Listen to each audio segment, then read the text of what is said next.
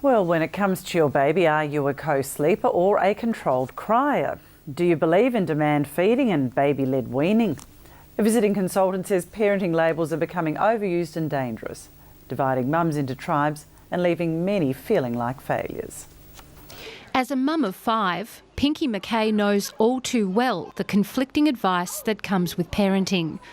Mothers and mothers-in-law, friends with babies, books and now Google all leave us confused about how best to feed, sleep and discipline our children. Demand feeding was a dirty word. I had sister-in-laws who got up and bathed they were older than me, and they had got up and bathed their babies before the 6 a.m. feed, and they did a 6, 10, 2 and 6. And I was the complete crazy lady who didn't have a routine. Hobart mum Kate Cashman tried to take all the advice on board.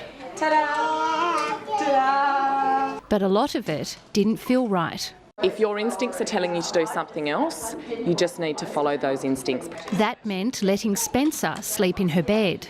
As he hit 12 months, he completely changed, and one of the only things that would comfort him was being able to sleep in between my husband and I, touching both of us. Pinky says that doesn't necessarily make her an attachment parent, and that parents don't have to adhere strictly to any one style. People tend to say, I'm a control crier, I'm a co-sleeper, and really most people do a bit of, they're somewhere in the middle. A nurse, grandmother, author and TV commentator, Pinky is in Hobart this weekend running seminars at Hadley's Hotel. Tasmania's Child Health Association invited her to give advice on baby sleep and toddler tactics. They're timeless concepts, which I think all parents and families can relate to.